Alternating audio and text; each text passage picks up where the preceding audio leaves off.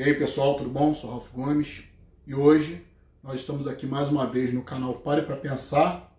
Hoje, sexta-feira, dia 12 de janeiro de 2024.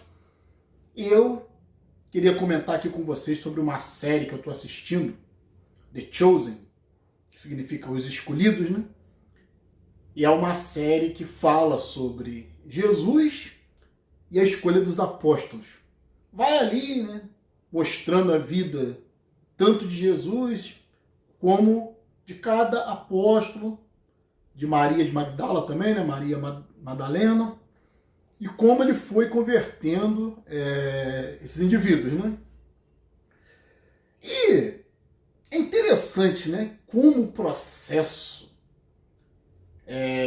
da desconstrução da crença, como o processo da desconstrução da idolatria faz com que a gente veja esses mitos, né? Esses avatares religiosos. A gente vê como homens comuns, né? A gente não tem mais essa ilusão de encarar pessoas como sendo seres possíveis de serem divinos, né? Então, quando eu olho para Jesus, né, nessas representações artísticas, filmes, séries, até mesmo nas representações da igreja, nas pinturas, nas estátuas, eu só vejo um homem. E homens não são divinos. E aqui, né, eu queria até, né, mostrar aqui essa ilustração aqui, né, muito interessante, que mostra Deus, Jesus e o Espírito Santo, a Santíssima Trindade, né? Sempre mostrados de forma antropomórfica, na forma de homens, porque os homens projetam a sua própria imagem na divindade. Agora, isso tem sentido? Isso faz sentido? Claro que não. Como eu falei, assistindo essa série Chosen, The Chosen, né? Eu não conseguia, cara, sinceramente, né? É uma série que pra mim parecia até série de comédia. Tem 8 episódios na primeira temporada. Eu não sei se tem outras temporadas, né? Mas eu gostei de assistir porque às vezes eu gosto de ver como a própria indústria cinematográfica, né? A indústria do entretenimento. Eu gosto de ver como a indústria representa, né? Como a arte representa essas figuras pseudo-divinas. Aí você para pra pensar assim, né? Imagina Jesus cagando. Tu já imaginou isso, né? É um homem, né? Foi um homem. Imagina Jesus cagando. As pessoas na própria série, né? The Chosen, elas veem Jesus como uma divindade. Ficam extasiadas, idolatram. Só porque, aparentemente, ele fez alguns milagres. Claro, ali na série, né? A série é fiel, mais ou menos fiel ao que diz nos evangelhos. E aí, Jesus meio que tira o demônio de Maria Madalena. Aí depois ele vai. Pedro tá lá tentando pescar, né? Querendo pagar uma dívida. E não consegue pegar peixe nenhum. Ele chega lá, manda que ele jogue, né? A rede, né, no determinado local, aí eles conseguem pegar muitos peixes, enche o barco de peixes, aí vendem, Pedro consegue pagar a dívida dele, aí Pedro começa a idolatrar Jesus por causa disso. Aí depois vai transformar água em vinho, numa festa, né, onde o vinho acabou, aí ele vai, faz o milagre de transformar água em vinho. Foi até onde eu ouvi da série, né? Claro, tem aquela situação de transformar reproduzir pães e peixes. Então, são claramente, né, milagres inconsistentes com a realidade, né? Porque milagre não existe, tudo depende de um processo. E a gente vê que é uma linguagem totalmente literária, né? É um texto construído, metafórico. Jesus constitui, inclusive, 12 apóstolos, né? Seguindo a ideia de 12 arcanos zodiacais, sendo o 13º o Sol. Jesus é o mito solar, né? É o Sol central que dá vida ao mundo, que traz a luz ao mundo, que né, acaba com as trevas e que é circundado por 12. Isso é a carta astral, né, mais antiga, a astrologia. Eles só conheciam, né, os astros que eles viam e outros eles inventavam. Então, eles criaram 12 constelações, né? Aí tem a constelação de peixe, o signo de peixes, que é representado por Pedro, que é um pescador. Né? Tem Libra, que é uma balança, representada por Mateus, cobrador de impostos. Tem o Escorpião, que é venenoso, representado por Judas. Então, todos esses arcanos zodiacais eram representados por figuras que estavam em torno de Jesus, principalmente os 12 apóstolos. E aí, você vê que é um texto construído, tem também as 12 tribos de Israel, né? O número 12, ele é muito frequente na Bíblia.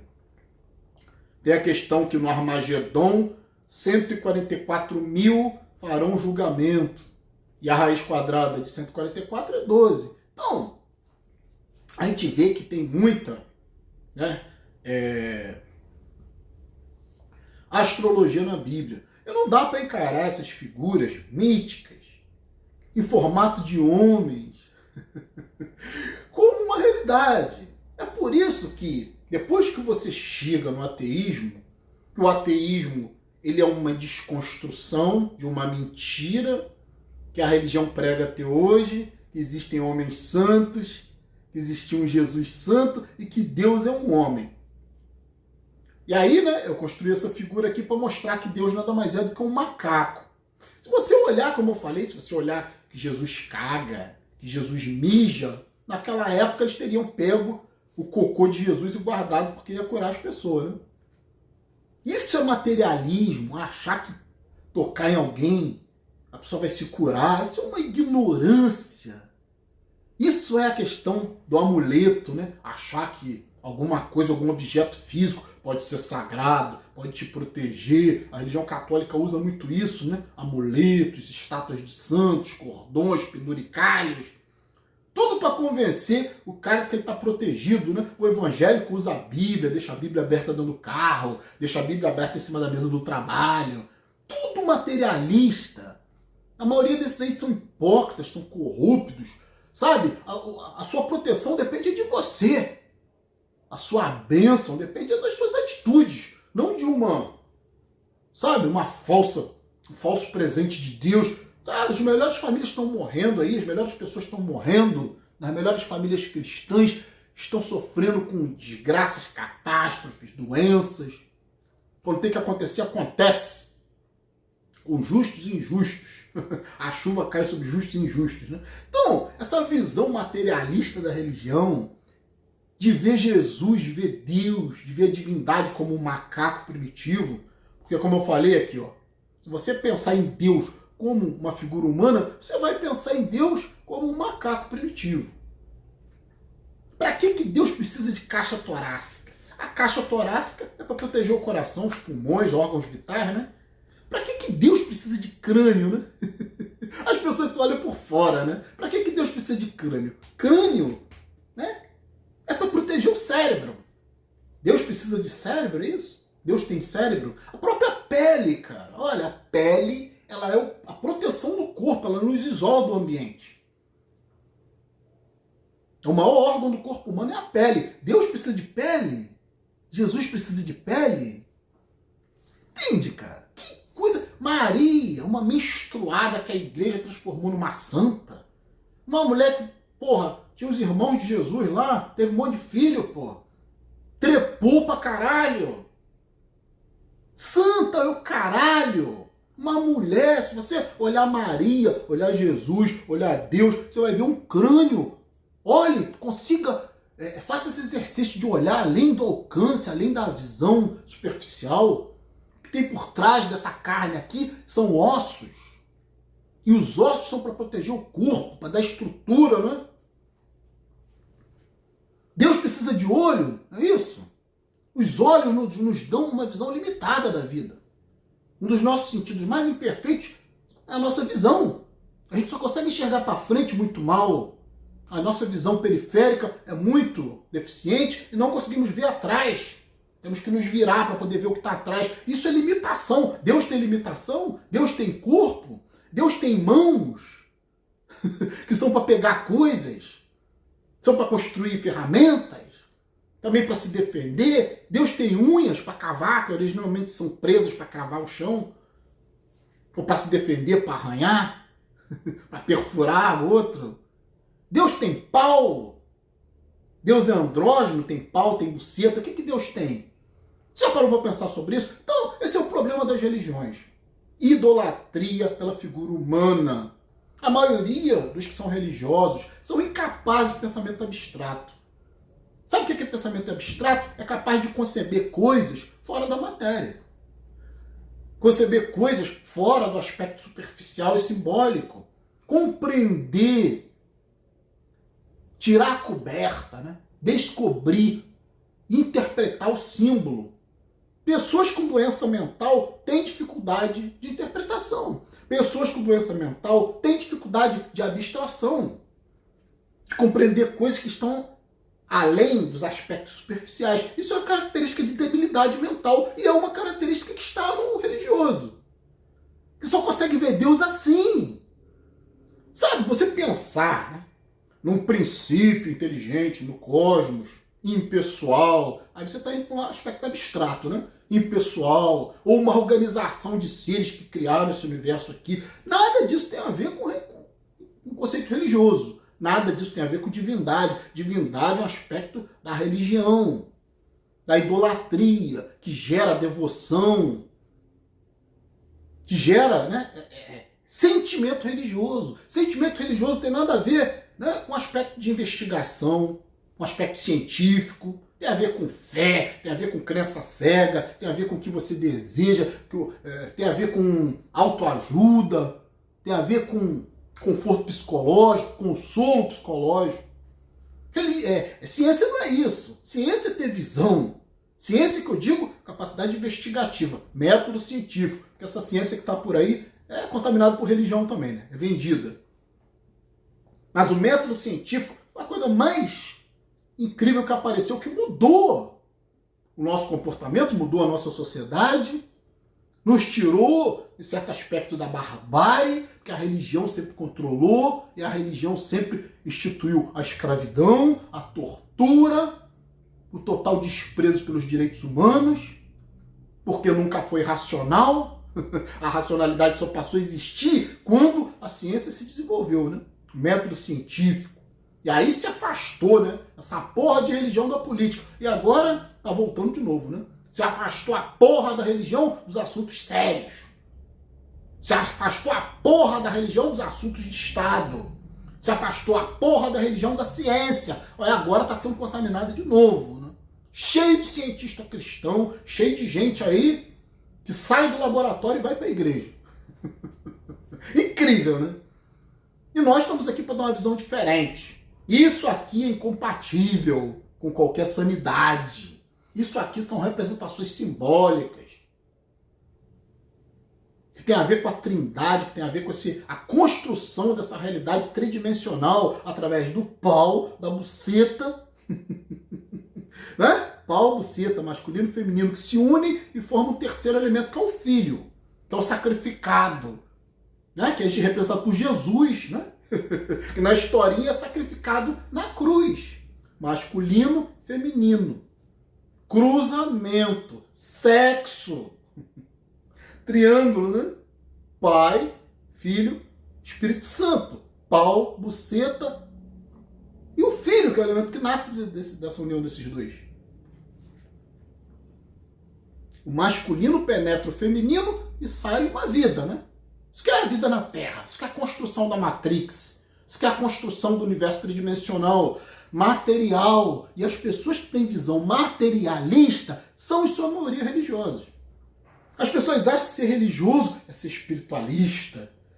Ai, o cara tem espiritualidade. Porra nenhuma, não existe nada mais materialista do que a espiritualidade. Porque a espiritualidade remete à religiosidade. E religiosidade remete à crença num Deus, à devoção por anjos, por santos. Que a gente aqui, né, mata a cobra e mostra o pau, né? A gente aqui demonstra que isso aqui é uma mentira, pô. Isso aqui é um símbolo que esconde, né? Uma verdade, que é você é manipulado por isso aqui. Você é manipulado por essa santíssima trindade sexual, de cruzamento entre macho, fêmea, para ter um terceiro elemento, que é chamado de filho. Que surge do sacrifício, né? Do sexo, do envolvimento sexual. E esse filho em si ele é sacrificado, porque ele nasce para trabalhar e morrer. Por isso que Jesus foi sacrificado na cruz, pregado na cruz. É o sol na cruz. Sol é vida, né? Sol lança os seus raios sobre a terra que é feminina e fecunda a terra. E aí surge a vida. Então o sol é o elemento masculino, com seus raios, né? Que vem em linha reta, como um pênis, penetram a terra que é feminina, fecundam a terra, e daí surgem as plantas, surge a vida. Da mesma forma, homem se une com mulher para ter vida, para criar todo esse universo tridimensional de sacrifício. O inferno é isso aqui, né? Natureza material, que as pessoas projetam os seus aspectos físicos na divindade. O que é absurdo. É por isso, né, que o ateísmo é uma constatação intelectual. Qualquer pessoa que tenha consciência, que desenvolva consciência, chega no ateísmo.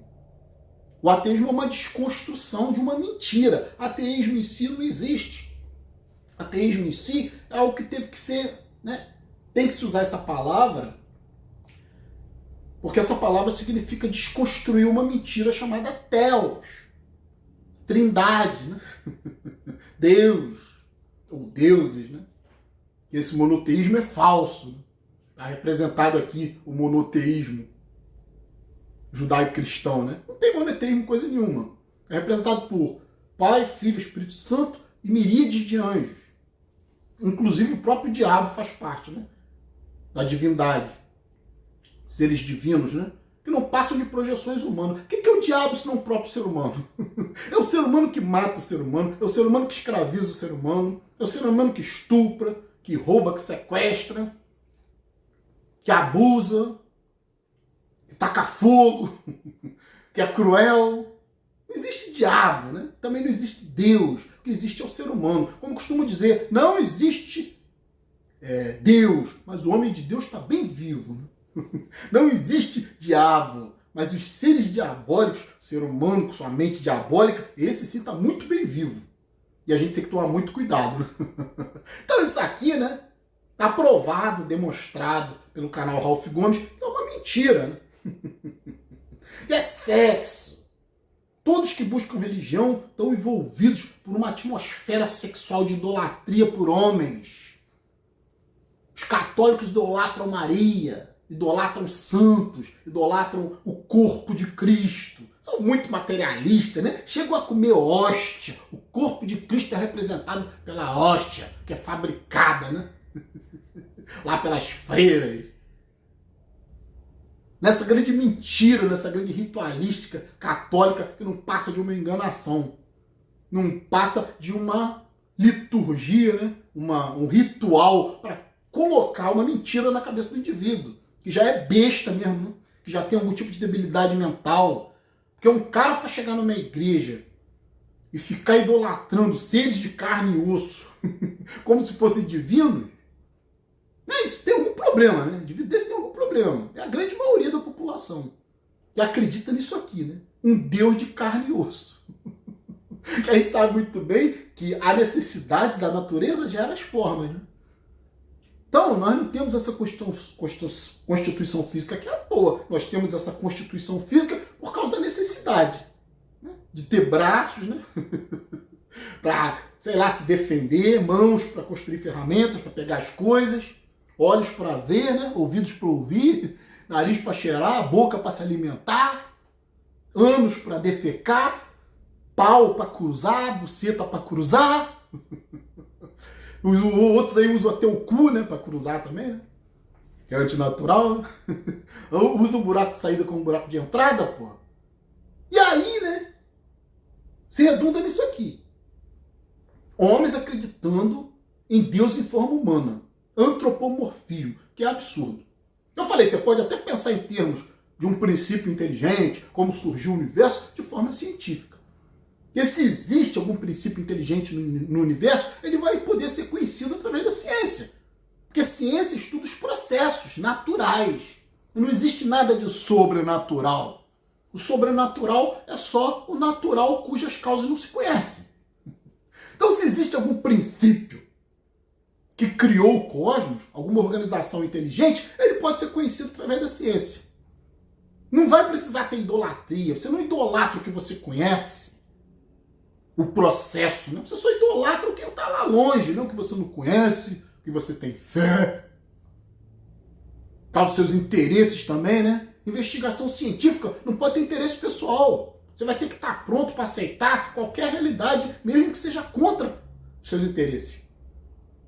É uma frase que diz, né? Uma pergunta filosófica que eu acho muito importante, né? O que você prefere? Você prefere ser feliz ou ter razão? Uma vez eu ouvi esse questionamento, né? Claro que o filósofo não vai ter nem dúvida da resposta. O filósofo, que a filosofia é um aspecto que envolve a ciência também, que é a investigação, e você não pode prescindir do método científico para investigar a realidade, mesmo do ponto de vista filosófico. Então, o verdadeiro cientista, né, aquele que investiga a realidade, ele não quer ser feliz, ele não quer investigar uma realidade para que essa realidade venha de encontro aos desejos dele, como é a religião. Ele quer investigar a realidade para ter razão e não para ser feliz, para conhecer a verdade, independente de qual verdade seja. Já o religioso não, né? O religioso já vai com uma proposta pronta. Ele quer salvação, né? Ele quer vantagem. Ele não quer ter razão, ele quer ser feliz. Verdadeiro filósofo tem essa resposta na ponta da língua. Quando eu ouvi essa pergunta, eu não pensei duas vezes. Eu não quero felicidade, eu quero ter razão. Eu quero conhecer. Né? E o religioso, com certeza, ele vai dizer, eu prefiro não ter razão, eu prefiro ser feliz. Prefere não conhecer, né? Deixar no mistério. Deixar que Deus resolva todos os seus problemas. E a diferença entre um ateu, ou seja, aquele que desconstruiu essa mentira, que quando você conhece uma verdade, não tem como voltar atrás. Não existe ex-ateu. Sinto muito. O que existe é o cara que nunca foi ateu. Sempre foi emocional. Sempre foi um cagão, um medroso de conhecer a realidade. E aí ele joga a realidade para baixo do tapete, né? É aquela aposta de Pascal, né? Ah, é melhor acreditar, né? Vai que existe. É esse que é o religioso. É esse que é o que se diz ex-ateu. Qualquer um que se diga ex-ateu nunca foi ateu. Coração nunca saiu, como dizem, né? Saiu da igreja, mas a igreja não saiu do coraçãozinho. Então, né, vai pela aposta de Pascal. Ai, vai que existe, né? Então, o ateu é como aquele que conheceu alguma coisa. Conhecer alguma coisa não é como desconhecer, cara. Quando você conhece uma verdade, se for uma verdade, não é como desconstruir. É como você aprendeu uma língua. Você não sabia falar português. Aí você aprende, né? Quando você era criança, você não sabia, neném. Você aprende. Não há mais como desaprender. Porque é uma verdade na sua vida. Está introjetado na sua mente. É uma forma de se comunicar. Como andar de bicicleta. Você não pode desaprender a andar de bicicleta. Você não vai desaprender o que você aprendeu. É uma verdade. É um processo, né? Se você seguir o processo, você anda de bicicleta naturalmente. É um conhecimento, né? Você não precisa pensar. É uma verdade. Subiu, anda, né? A gente não pensa para falar. Sai, flui. Se você não sabe inglês hoje, quando você aprendeu inglês, vai ser impossível você desaprender. Você diz assim, eu sou um ex-conhecedor do inglês. Eu sou um ex-conhecedor do português. Eu desaprendi a andar de bicicleta. Eu desaprendi uma verdade, um processo. Claro que não. Né? E o ateísmo é isso. É um aprendizado sobre a desconstrução de uma mentira. É um processo intelectual. Não há como você se desfazer disso. Se você diz que você é ex-ateu, como tem muitos por aí, né? Que por interesses largaram, né? Esse nicho para se associar aos cristãos, para defender religião, né? E tem um monte por aí, né? E queria falar, igual ser ex-viado, né? Mesma coisa, né? A gente sabe que sexualidade não se muda. Aí vem esses caras aí que entram pra religião, agora eu sou ex-gay. Tá bom. Tá bom que você é ex-gay, né? Chupou pau a vida inteira, deu cu a vida inteira, agora é ex-gay. Mesma coisa, né? Gente que combateu religião a vida inteira, gente que montou todo um processo de desconstrução de uma crença, de uma hora para outra diz, não, agora pode ser que exista. Entende? Então, tô aqui para falar sobre lucidez. Quem é lúcido conhece, entende o processo de formação do pensamento religioso, que tem a ver com dificuldade de abstração, dificuldade de conceber coisas fora da matéria, dificuldade de ter de desvendar, né, de interpretar os símbolos. Geralmente, a pessoa que tem sentimento religioso não tem essa capacidade de interpretar símbolos. É como um doente mental. É muito materialista. Precisa ver para crer. Precisa de elementos físicos. A religião é muito física, é muito teatro, é muita música, tem o nome de Deus. É idolatria, né? Então, ficar por aqui. Um abraço a todos. Estamos juntos pela propagação do conhecimento. E se você não é inscrito no nosso canal, por favor, se inscreva. Ative o sininho das notificações. Se desejar, seja membro do nosso canal. Fui!